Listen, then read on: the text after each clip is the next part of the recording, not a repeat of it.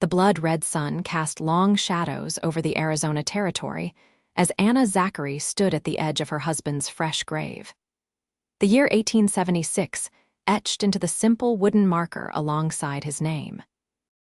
At 22, the whispers had already started among the townsfolk of Redemption Springs.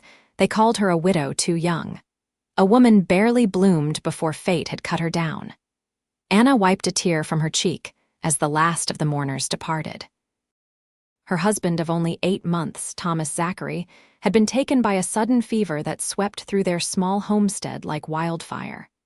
The doctor had done what he could, but medicine was scarce this far from civilization. Mrs. Zachary, Sheriff Miller approached, hat in hand. "I'm awful sorry for your loss. Tom was a good man." Anna nodded, her voice barely above a whisper. "Thank you, Sheriff. I hate to bring this up at such a time, but..." He hesitated, shifting his weight uncomfortably. "The bank's been asking about the loan on your property, without Tom." "I understand." Anna straightened her back, though her heart sank. "Tell Mr. Harrison I'll speak with him tomorrow." The sheriff nodded and left her to her grief. Anna knew what awaited her at the bank: impossible terms, predatory offers, and the assumption that a woman alone couldn't manage a homestead. Thomas had borrowed heavily to purchase their land and start building, and now those debts would fall to her. As the cemetery emptied, Anna remained, her black mourning dress rippling in the desert wind. She'd come west with Thomas full of dreams now buried 6 feet beneath the hard, packed earth. "Madam," a deep voice startled her from behind. "Pardon the intrusion." Anna turned to find a tall man standing a respectful distance away. His weathered face spoke of years under the harsh western sun, though he couldn't have been much older than 30. Dust covered his clothes, suggesting he'd ridden far. "The service is over," she said, pulling her shawl tighter around her shoulders. "I know. I watched from the ridge." He gestured to the rocky outcropping overlooking the cemetery. "Didn't want to intrude. Name's Vincent Hayes. I rode with your husband during the cattle drive to Abilene last spring." Anna studied him. Thomas had mentioned the drive and the men he'd befriended, but she couldn't recall this one specifically. Vincent Hayes stood tall with broad shoulders, his brown hair sun bleached at the ends and tied back with a leather cord. His eyes were kind but carried their own weight of sorrow. "Thomas never mentioned you," she said cautiously. A hint of a smile crossed Vincent's face. "He called me Vince, said I was too stubborn for my own good but handy in a tight spot." The description sounded like something Thomas would say. Anna relaxed slightly. "What brings you here, Mr. Hayes?" News travels, even on the trail, heard about Tom. He removed his hat, revealing a sun-darkened brow creased with genuine concern. "Came to pay my respects and, well, to see if you needed any help." "Help?" Anna almost laughed. "Unless you're a banker willing to forgive a substantial debt, I'm not sure anyone can help me now." Vincent replaced his hat, adjusting it against the setting sun. "I'm no banker, madam, just a cowboy passing through, but I've got 2 strong arms and some experience with homesteads. If you've work that needs doing, I could stay a spell." Anna studied him suspiciously. Lone men didn't offer help to widows without expecting something in return. "And what would you want in exchange, Mr. Hayes?" "A place to rest for a few days before moving on," he answered simply. "Been on the trail 3 months straight. Wouldn't mind sleeping somewhere other than hard ground." Despite her caution, Anna saw no deception in his eyes. With Thomas gone, the homestead chores were overwhelming. The barn needed repair, the vegetable garden was overrun with weeds, and the fences required mending before wild animals destroyed what little livestock remained. "I can offer you the barn to sleep in and meals," she said finally. "For a week's work." Vincent nodded. "That's more than fair, Mrs. Zachary." "Anna," she corrected him. "If you're to work my land, you might as well use my name." "Anna," he repeated, as if testing the word. "You can call me Vince." As they walked back toward her homestead a mile outside town, Anna felt the stares of townspeople tracking her progress with the stranger. By morning, new gossip would replace the pitying whispers about the young widow.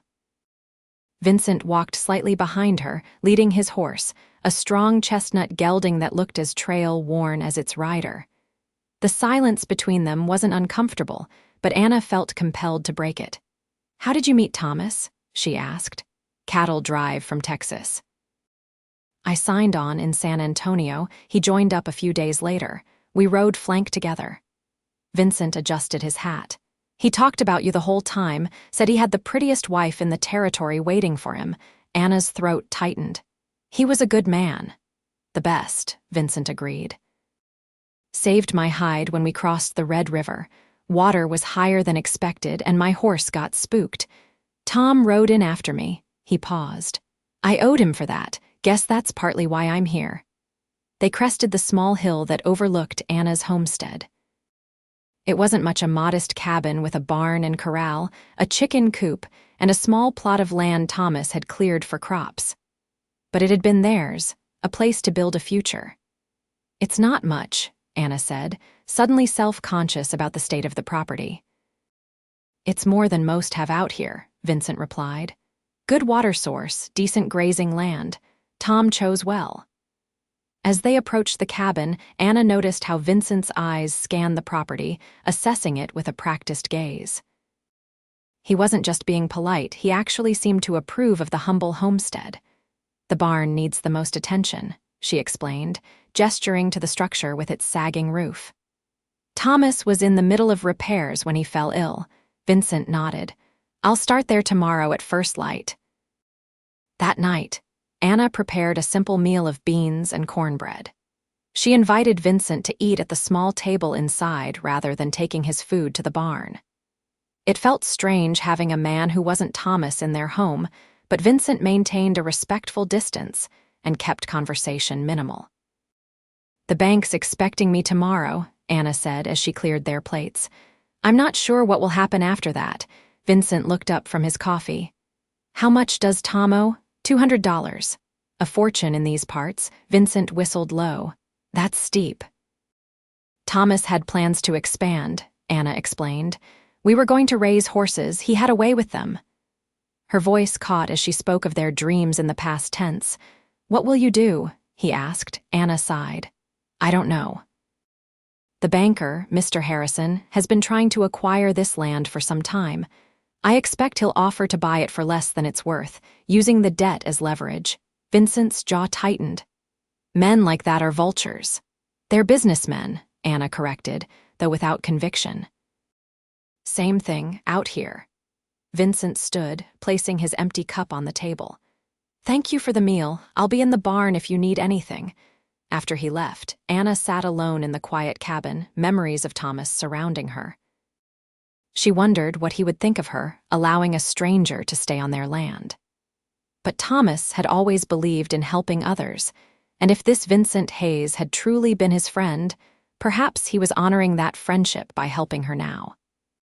Still, as she prepared for bed, Anna placed Thomas's old revolver beneath her pillow, just in case her trust proved misplaced.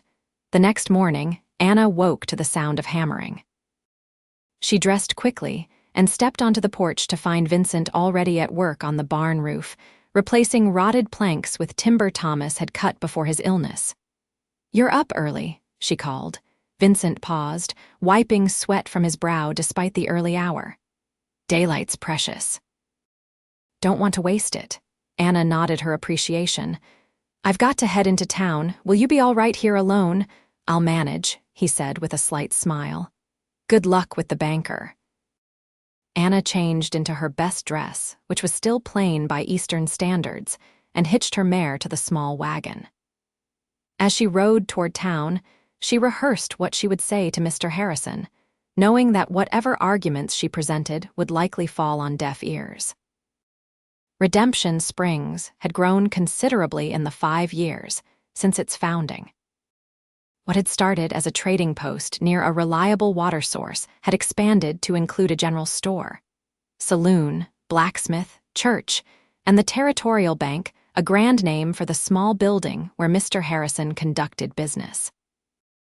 Anna tied her horse outside and straightened her dress before entering. The bank was empty except for Harrison himself, a portly man with small eyes that reminded Anna of a weasel. "Mrs. Zachary," he greeted her without rising from his desk. "I was expecting you. Please, sit down." Anna remained standing.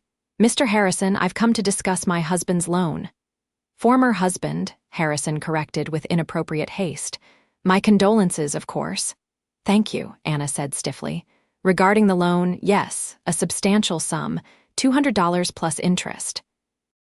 Harrison shuffled some papers. "Due in full, I'm afraid, given the change in circumstances."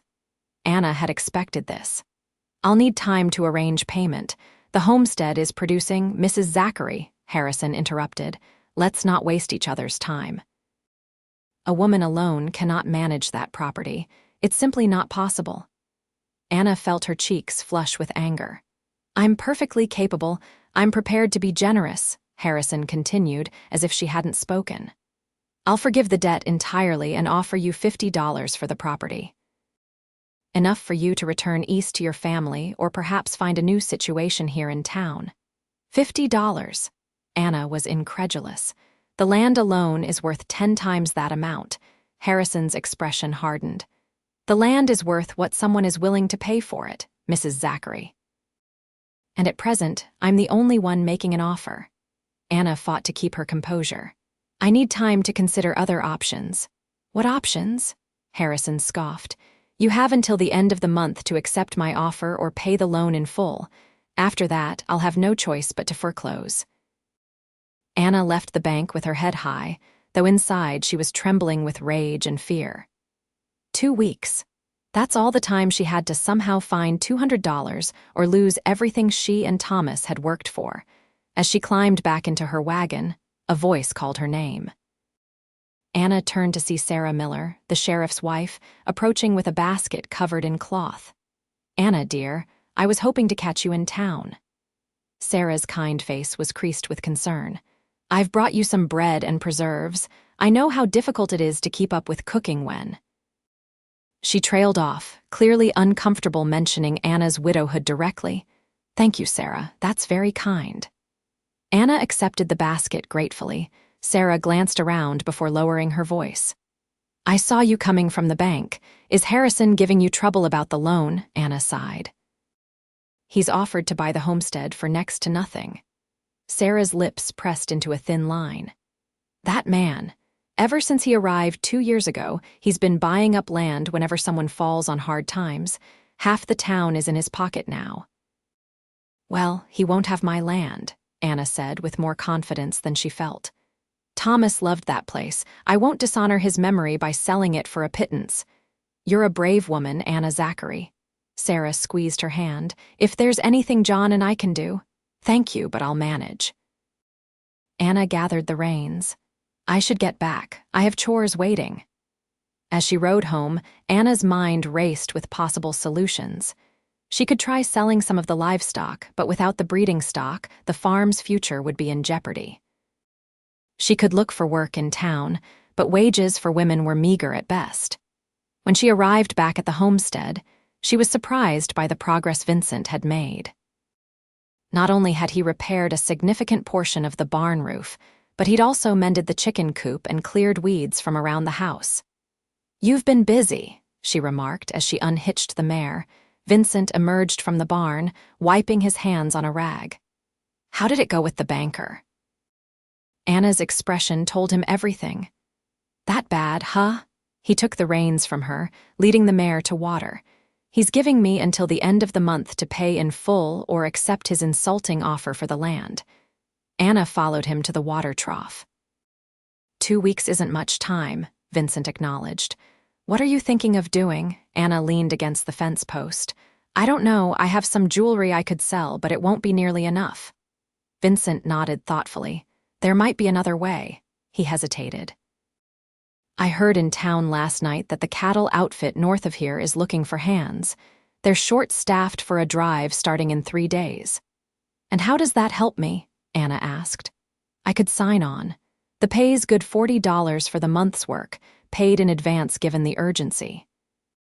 Vincent met her gaze steadily. "I'd give it to you for the loan." Anna stared at him in disbelief. "Why would you do that?" "I told you. I owed Tom." Vincent's expression was earnest. "Besides, $40 won't save your homestead, but it's a start. Might buy you some time with the bank." "I can't accept that," Anna protested. "You barely know me." "Consider it a loan, then." Vincent shrugged. "You can pay me back when you're on your feet." Anna studied his face, searching for ulterior motives but finding none. "And what about the work here? You promised a week." "I'll finish the urgent repairs before I go," he assured her. "And I'll be back in a month to help with the rest." Anna didn't know what to make of this man.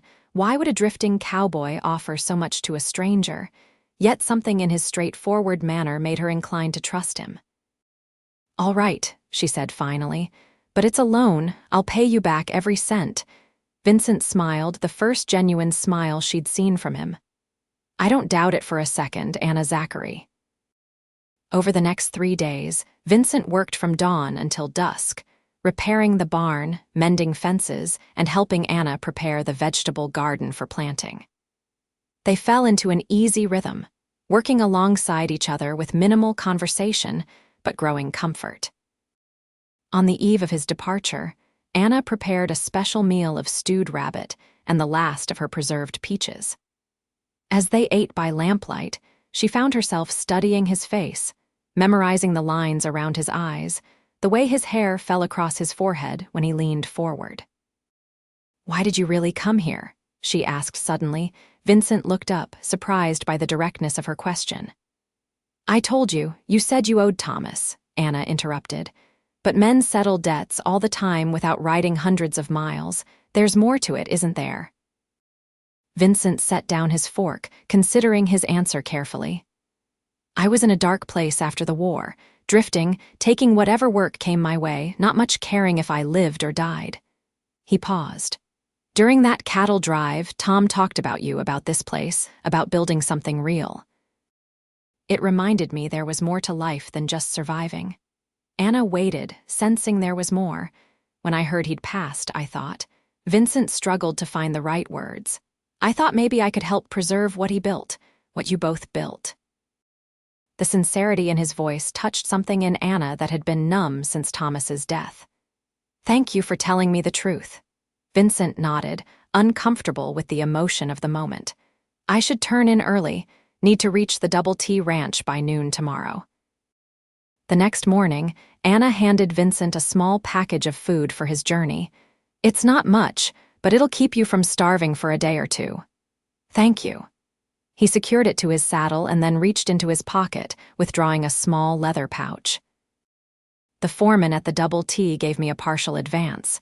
$30. It's not the full amount, but—" Anna hesitated before accepting it.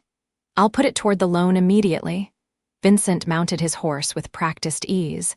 "I'll be back as soon as the drive is over." "Should be about 4 weeks. You don't have to come back," Anna said. "You've already done more than enough." Vincent studied her for a long moment.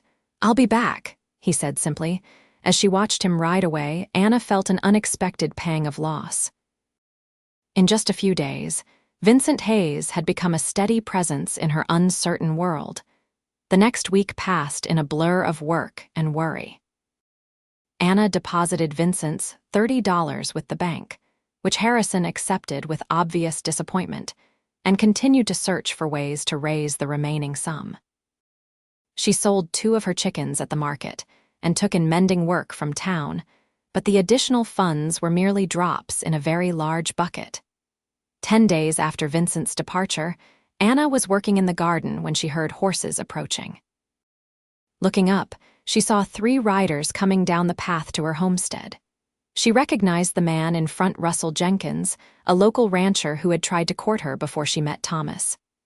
"Anna Zachary," Jenkins called as they neared, "looking lovely as ever, even with dirt on your hands." Anna wiped those hands on her apron, uncomfortable with his familiar tone. "Mr. Jenkins, what brings you here?" Jenkins dismounted, handing his reins to one of his companions. He was a tall man with a carefully groomed mustache and expensive clothes that set him apart from most in the territory. "I heard about your predicament with the bank," he said, removing his hat. "Thought I might be able to help." Anna's suspicion rose immediately. "And how did you hear about my private business?" Jenkins smiled, though it didn't reach his eyes. "Redemption Springs is a small town, Anna. Word travels." He gestured to her homestead. "May I?" Without waiting for permission, he began walking the property, examining the fences, the barn, the small herd of cattle in the distance. "Thomas did well for himself here," Jenkins remarked. "This land has potential." "It's not for sale," Anna said firmly, following him. Jenkins turned to face her, his expression sympathetic but calculating. "Anna, be reasonable. You're facing foreclosure. I'm offering a solution." "What solution?" "I'll buy the property for $300, enough to pay off Harrison and leave you with something to start fresh." He stepped closer. "Or," Anna took a step back, "or what? Or you could consider marriage." Jenkins's smile widened. "As my wife, you'd want for nothing. You could even stay on this land if you wish." Anna stared at him, momentarily speechless with outrage. "Mr. Jenkins, I buried my husband less than a month ago." "And they call you a widow too young," Jenkins said, his voice softening in what he clearly thought was an appealing manner. "Too young to waste your life struggling alone on this hardscrabble farm when you could be comfortable as Mrs. Jenkins." "I'm not interested in comfort at that price," Anna replied coldly. "Now, I have work to do. Please leave my property." Jenkins's face darkened. "Don't be foolish, Anna. You can't manage this place alone, and your cowboy friend won't be coming back. Men like that drift with the wind." Anna's stomach clenched. "What do you know about my friend?" "Only that hiring on for a cattle drive is convenient when a man wants to disappear." Jenkins shrugged. "He took your trust, and whatever else he could carry, I'd wager." "You're wrong," Anna said, though a seed of doubt had been planted. "Vincent Hayes is an honorable man." Jenkins laughed. "Honorable men are rare in these parts, Anna. My offer stands until the end of the month. After that, I'll deal with Harrison directly." He replaced his hat. "Think carefully about your future." After Jenkins and his men rode away, Anna sat heavily on the porch steps, fighting back tears of frustration. What if Jenkins was right? What if Vincent never returned? The thought troubled her more than she wanted to admit. That night, she couldn't sleep. Every creak of the cabin, every rustle outside made her wonder if Vincent had returned or if someone less welcome was prowling her property. When dawn finally broke, Anna was exhausted but determined not to give in to fear or doubt. Days passed with no word from Vincent. Anna continued her work, establishing a routine of chores from sunrise to sunset that left her too tired to think much about her uncertain future. She sold another chicken and took in more mending, adding a few dollars to her meager savings.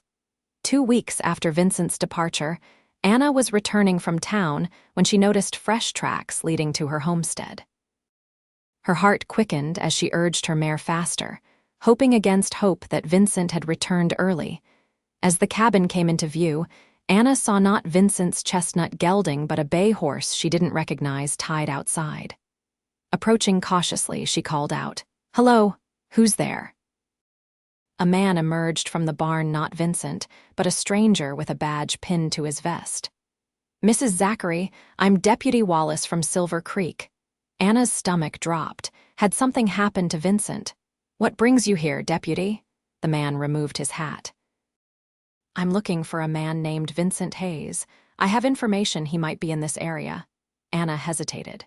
"May I ask why you're looking for him?" "There was an incident in Silver Creek about 2 months back. A man was killed in a saloon fight. Hayes was involved." The deputy studied her face. "Has he been here?" Anna's mind raced. Was Vincent a murderer? Had she harbored a criminal? Yet something didn't feel right about the deputy's story. "I haven't seen anyone by that name," she said carefully. "I've been alone since my husband passed." The deputy looked skeptical. "Information in town suggests otherwise." "People gossip," Anna replied evenly. "Especially about widows." Deputy Wallace glanced around the property once more. "If Hayes does show up, you'd be wise to send word to Silver Creek immediately. He's not a man you want to trust." After the deputy left, Anna sat on her porch, troubled by this new information. Vincent had never mentioned Silver Creek or any trouble with the law. Was he hiding something dangerous, or was there more to the story? 3 days later, Anna was awakened in the middle of the night by the sound of her horse whinnying in alarm. She grabbed Thomas's revolver from beneath her pillow and moved cautiously to the window. In the moonlight, she could make out a figure moving slowly toward the cabin from the direction of the barn. Anna's finger tensed on the trigger as she waited. When the figure stepped into a patch of moonlight, she recognized Vincent's tall frame, though he was moving with obvious difficulty. She rushed to the door, flinging it open. "Vincent," he looked up, his face half hidden in shadow. "Anna, I didn't want to wake you." "What happened?" She hurried down the steps, noticing how he was favoring his left side. "Ran into some trouble," he said, his voice strained. "Nothing to worry about." But as he stepped closer, Anna could see blood darkening his shirt. "You're hurt. Come inside." Vincent didn't argue, allowing her to help him into the cabin. In the lamplight, Anna could see the extent of his injuries, a deep gash along his ribs, bruising on his face, and what appeared to be a bullet graze on his upper arm. "Who did this to you?" she demanded, gathering water and clean cloth. Vincent winced as he lowered himself into a chair. "Ambush about 10 miles north of here.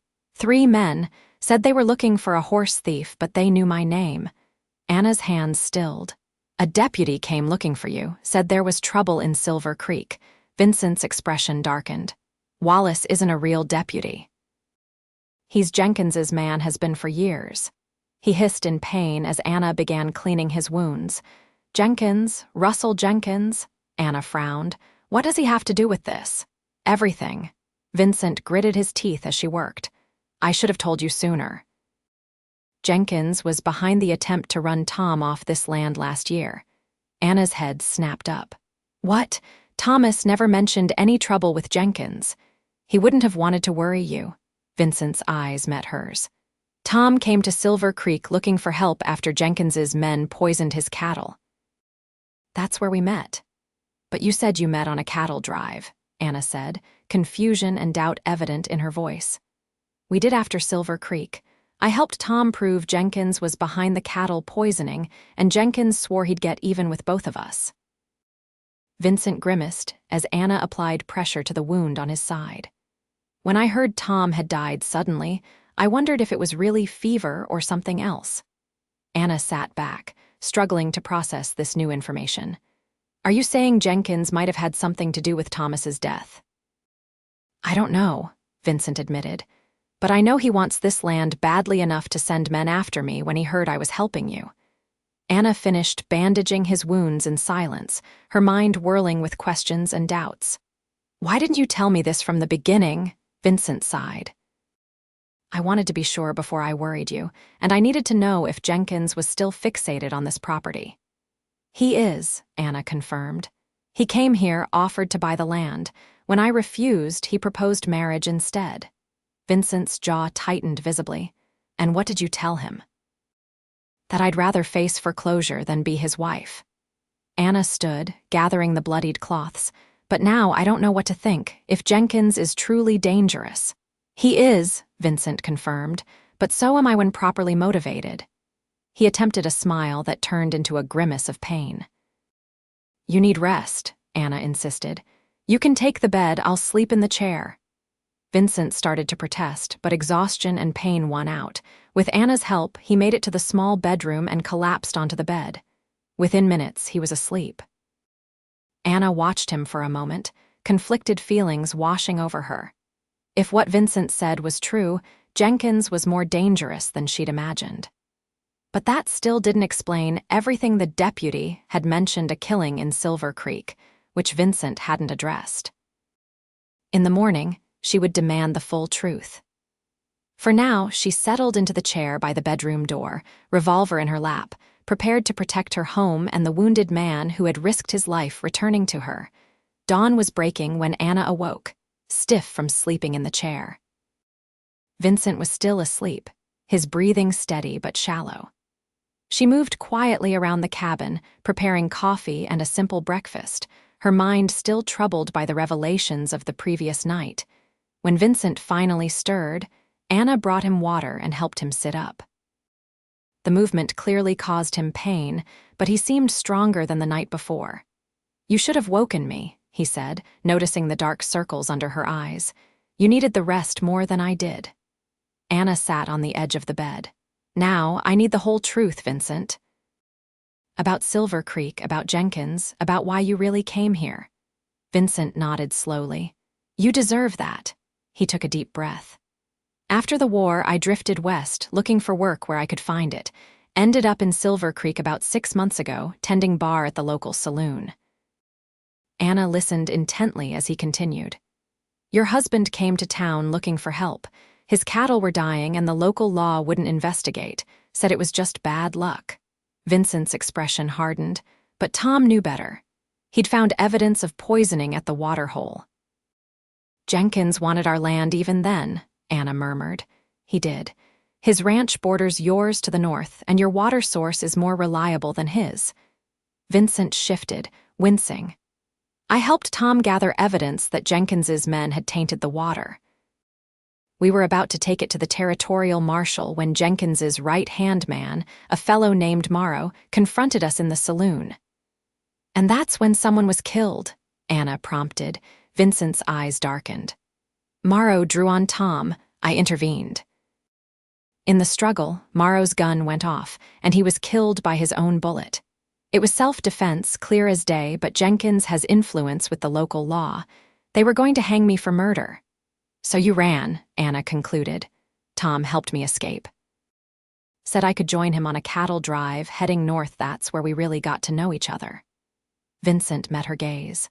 "I've been wanted in Silver Creek ever since, though the territorial marshal cleared my name after investigating. Jenkins just refuses to accept the ruling." Anna processed this information, finding it aligned with what she knew of Jenkins's character. The man was ruthless in business and accustomed to getting his way.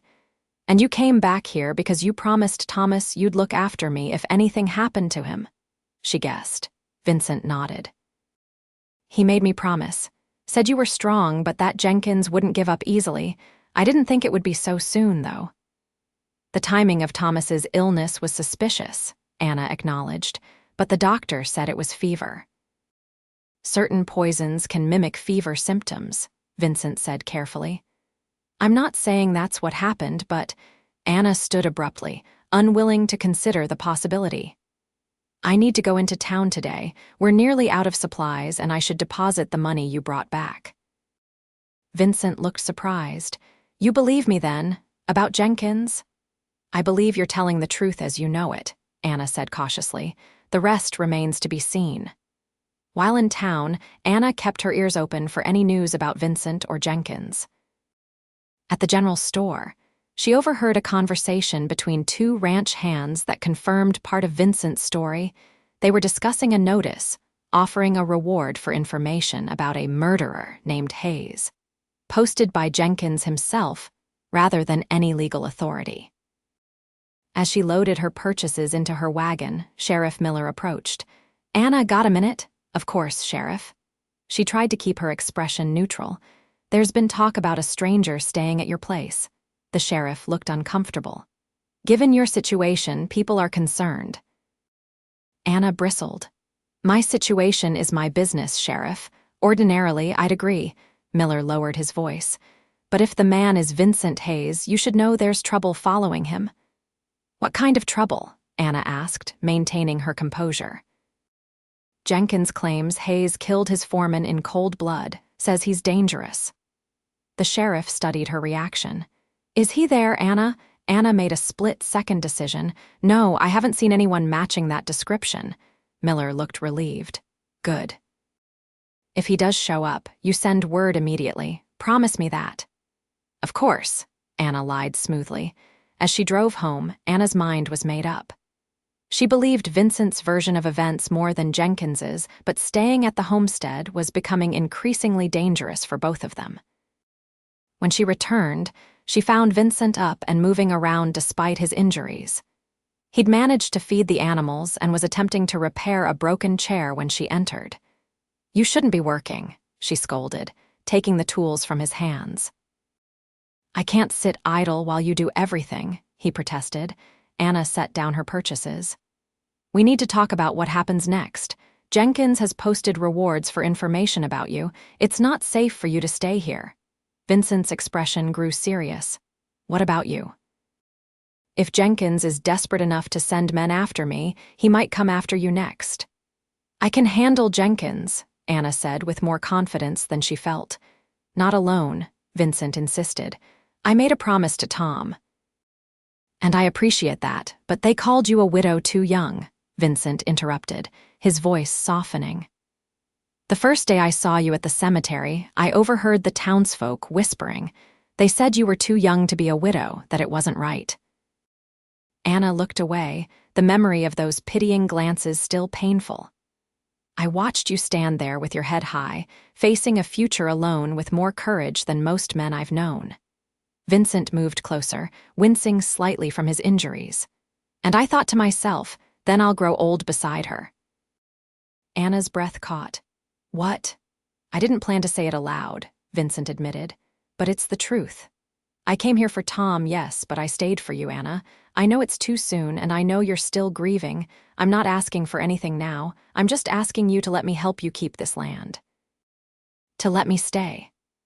Anna stared at him, a tumult of emotions swirling through her. It was too soon after Thomas, too fast, too complicated. Yet something about Vincent's quiet strength and unwavering support had begun to heal parts of her she thought would remain broken forever. It's not that simple, she said finally. Jenkins won't stop, the bank won't wait, and the townsfolk already whisper about us. Let them whisper, Vincent said. As for Jenkins and the bank, I might have a solution. The money I brought back, it's not from the cattle drive. Anna frowned. Where did it come from then? I never made it to the Double T. Jenkins's men intercepted me on the road. Vincent reached into his saddlebag, which lay nearby, and pulled out a leather pouch. I took this from them after our disagreement. He emptied the contents onto the table, several gold coins and a stack of paper currency. Far more than the $30 he'd given her earlier. Vincent, where did this come from? Anna asked, alarmed. It's Jenkins's money, or rather, it's the money he was going to use to bribe the county recorder to transfer your deed to his name once the bank foreclosed. Vincent's expression was grim. I counted $400, Anna gasped. That's twice what we owe the bank. Jenkins plays a long game, Vincent explained. He's been planning this for months. The money was payment for the recorder to backdate documents, making it look like you'd sold the land to him before Thomas died. Anna's shock turned to anger. That's why he was so confident I'd have to sell to him. He was planning to steal the land regardless. Exactly, Vincent gestured to the money. This is rightfully yours, Anna. It's compensation for what he tried to do to Tom and what he's trying to do to you now. Anna hesitated. Taking the money felt wrong, yet leaving Jenkins free to continue his schemes seemed worse. If we pay off the bank with this, she said slowly, Jenkins will know it was you who took it. He'll come after both of us with everything he has. Then we need to be ready for him, Vincent replied. Or we need to make sure he has bigger problems to worry about. For the next 2 days, Anna and Vincent prepared for what they knew would be an inevitable confrontation. Vincent's wounds were healing, though he was still far from his full strength. Anna sent a letter to the territorial marshal explaining Jenkins's attempts to illegally seize her land. Enclosing copies of documents Thomas had kept regarding the cattle poisoning. On the 3rd day, Anna rode into town alone and paid the bank loan in full, much to Harrison's obvious disappointment. As she was leaving the bank, she spotted Jenkins watching from across the street, his expression thunderous. Mrs. Zachary, he called, striding toward her. A word, if you please. Anna stood her ground as he approached. I have nothing to say to you, Mr. Jenkins. You've paid your loan, he said, his voice dangerously low, with money that doesn't belong to you. I paid with honest money earned through hard work, Anna replied evenly.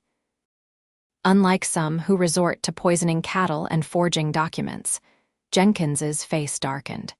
You're making accusations you can't prove against a man you don't want to cross." "I have proof," Anna said, reaching into her pocket and producing a folded paper, a copy of Thomas's documentation of the poisoned waterhole, complete with witnesses' signatures.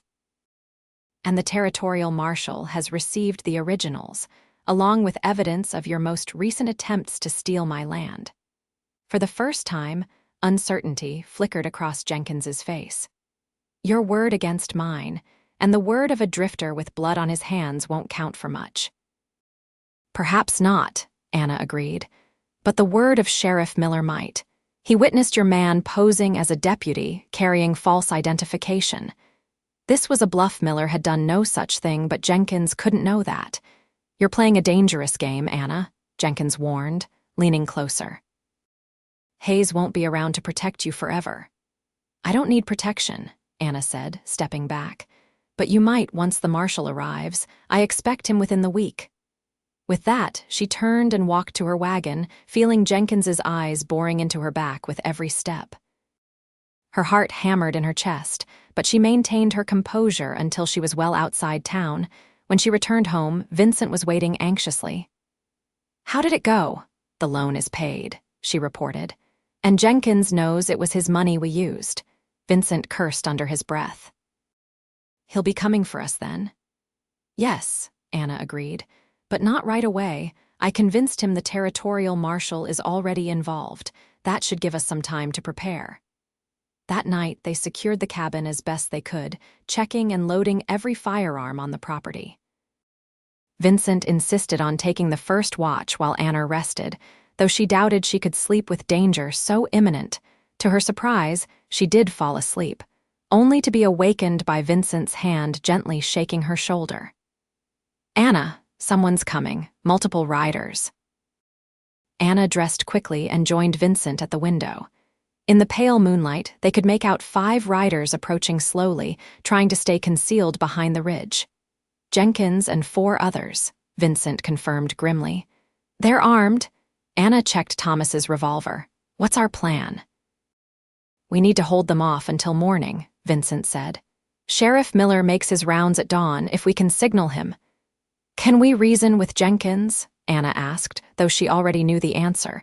Vincent shook his head. "He's come too far to back down now.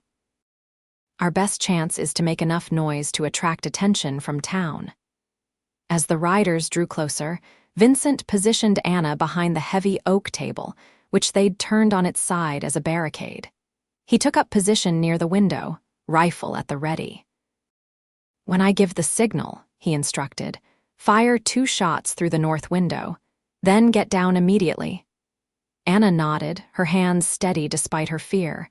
She had survived Thomas's death and the loneliness that followed. She would survive this too. The first shot came without warning, a bullet splintering the window frame inches from Vincent's head.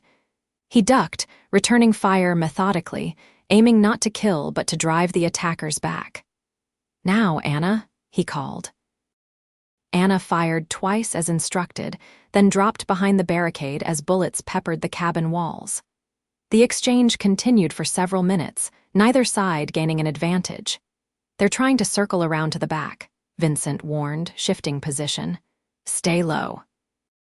Suddenly, the shooting from outside stopped. In the eerie silence that followed, Anna could hear Jenkins's voice. "Hayes, I know you're in there with her. Come out now, and maybe the woman lives." Vincent caught Anna's eye, shaking his head slightly to indicate she should remain quiet. "Your choice, Hayes," Jenkins called again. "But I promise you that cabin will be ash by morning one way or another." The threat became clear moments later when a flaming arrow struck the roof. A second and third followed, and soon the dry timber began to catch.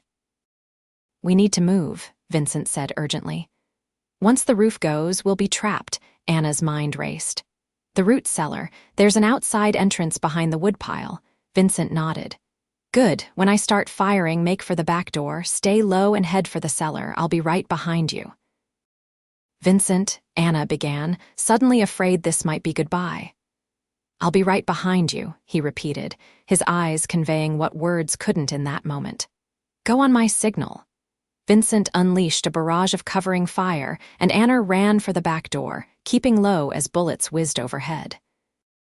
She made it outside and darted toward the woodpile, hearing Vincent's footsteps close behind. They reached the cellar entrance just as a triumphant shout came from the front of the cabin. Jenkins's men had seen the flames taking hold and thought they'd won. Inside the dark, cramped cellar, Anna and Vincent caught their breath. Through cracks in the wooden doors above them, they could see the orange glow as their cabin burned. "I'm sorry about your home," Vincent said softly. "It's just wood," Anna replied, though her heart ached at the loss. "It can be rebuilt." They fell silent as footsteps approached, listening intently as Jenkins ordered his men to search the property. "No bodies in there, boss," one man reported. "They must have slipped out." "Find them," Jenkins commanded. "They couldn't have gone far." For hours, they remained hidden as Jenkins's men searched the property. Eventually, the footsteps receded, though they dared not emerge until they were certain it was safe. As dawn approached, Vincent carefully pushed open the cellar door a crack. "I think they're gone," he whispered. "Probably think we escaped into the hills." Anna peered out. The cabin was a smoldering ruin, but the barn and other outbuildings had been spared. In the distance, she could see dust rising from the road to town. "Someone's coming," she warned. They tensed, preparing for Jenkins's return, but as the riders drew closer, Anna recognized Sheriff Miller and several townsmen. "It's the sheriff," she said with relief, pushing the cellar door fully open. Miller looked shocked to see them emerging from the ground, covered in dirt and soot. "Anna, what in God's name happened here?" "Jenkins," Vincent answered, helping Anna climb out. "He and his men tried to kill us." Miller's eyes narrowed as he recognized Vincent. "Hayes, I heard you were back." His hand moved toward his gun, but he didn't draw. "Sheriff, please," Anna stepped forward. "Vincent isn't who Jenkins claims he is. He's been helping me keep my land when Jenkins tried to steal it." One of the townsmen spoke up, the blacksmith, a large man named Olson. "We heard the shooting from town, saw the fire. This Jenkins is doing." "Yes," Anna confirmed. "He's been trying to force me off this land since Thomas died. When that failed, he resorted to violence." Miller looked troubled. "These are serious accusations, Anna, and we have proof," Vincent added. "Documents showing Jenkins poisoned Tom's cattle last year, and evidence he was planning to forge land transfer papers." The sheriff studied them both for a long moment. "I've had my suspicions about Jenkins for some time. His story about you never sat right with me, Hayes. Then you'll help us." Anna asked hopefully. Miller nodded slowly. "I'll send telegrams to the marshals in Silver Creek and the territorial office. Until then, you two better come to town where I can keep an eye on you. It's not safe here." As they prepared to leave, Anna took a final look at the ruins of her cabin. All of her possessions, all the memories of her brief marriage to Thomas gone. Yet strangely, she felt a weight lifting. Something new was being born from these ashes. Vincent came to stand beside her. "We'll rebuild," he said quietly, "if that's what you want." Anna turned to him, seeing not just the man who had come to her aid, but the one who had pledged to grow old beside her. "Yes," she replied. "That's what I want." The next week brought significant changes. True to his word, Sheriff Miller telegraphed the territorial marshal, who arrived with documentation clearing Vincent's name in Silver Creek. Jenkins, faced with overwhelming evidence of his crimes, fled before he could be arrested, though word came later that he'd been apprehended crossing into New Mexico territory. The townspeople of Redemption Springs, learning the full story, rallied around Anna. Led by the blacksmith and Sheriff Miller, they organized a cabin raising, and within days, the framework of a new home stood on the foundation of the old. Through it all, Vincent remained by Anna's side, working from dawn until dusk to restore what had been lost. They developed a comfortable routine, sharing meals and conversation with an ease that felt both new and somehow familiar. One evening, as they sat on the porch of their half-built cabin watching the sunset, Anna finally asked the question that had been on her mind. Did you mean what you said? About growing old beside me. Vincent turned to her, his expression serious. Every word. But I know it's too soon after Thomas. I'm willing to wait, Anna, however long it takes. Anna reached for his hand, her fingers intertwining with his. Thomas would have wanted me to be happy, she said softly. And I think happiness might be possible with you. Vincent's smile was gentle as he brought her hand to his lips. I'm not asking for promises yet, just a chance to prove that what I feel for you is real. You've already proven that, Anna replied. By coming back when you could have stayed away, by fighting for this land when it wasn't yours to fight for. It was worth fighting for, Vincent said. You're worth fighting for. As darkness fell around them, Anna leaned her head against Vincent's shoulder, feeling for the first time since Thomas's death that the future held more promise than pain. 3 months later, the new cabin was complete, larger and sturdier than the original. The fall harvest had been successful, and the small herd of cattle was thriving under Vincent's care. Anna had expanded her vegetable garden and begun selling the surplus in town, building a reputation for the finest produce in the county. On a crisp October evening, Vincent asked Anna to accompany him on a ride to the ridge overlooking their property. As they sat on horseback, surveying all they had accomplished, Vincent turned to her. I've been thinking, he began, about what comes next. Anna smiled. And what might that be? I've saved enough to buy the Jackson place next door, Vincent said. The land adjoins ours to the east. Good grazing, good water. Ours, Anna repeated, raising an eyebrow. Vincent's cheeks colored slightly. That's what I wanted to talk about. He dismounted and helped Anna down from her horse. Taking both her hands in his, he looked into her eyes. Anna Zachary, I know it hasn't been very long, and if you need more time, I understand. But I love you. I want to build a life with you, to combine our lands and our lives, if you'll have me. Anna's heart swelled with an emotion she had thought might never return after Thomas, a joyful certainty, a feeling of coming home. They called me a widow too young, she said softly, and you said you'd grow old beside me. I meant it then, and I mean it now, Vincent affirmed. Anna stepped closer, her hands moving to frame his face. Yes, Vincent Hayes, I will marry you. Their wedding the following spring was a simple affair held in the town church, with Sheriff Miller giving the bride away and most of Redemption Springs in attendance. No one whispered about the young widow anymore. They spoke, instead of new beginnings and second chances at happiness. 10 years later, the Hayes Ranch had become one of the most prosperous in the territory. Anna and Vincent had been blessed with 3 children who filled their home with laughter and energy. The hardships of those early days had faded into memory, though they never forgot the trials that had brought them together. On their 10th anniversary, Vincent took Anna back to the ridge where he had proposed. As they watched the sun setting over their expanded property, now comprising over 1,000 acres with a fine herd of cattle and blooded horses, Vincent wrapped his arm around his wife's waist. Any regrets? He asked. Anna leaned into his embrace, watching their children playing near the homestead below. Not a single one. They called you a widow too young, Vincent mused, echoing the words that had first drawn him to her side. Anna turned in his arms, noticing the strands of silver beginning to appear at his temples. She touched them gently. And you're keeping your promise to grow old beside me. Every day, Vincent agreed, pulling her close. Every single day. As they rode home in the gathering dusk, Anna reflected on the journey that had brought them to this moment. The pain of loss, the struggle to hold onto her land, the unexpected arrival of a stranger who became her protector, her partner, and finally, her greatest love.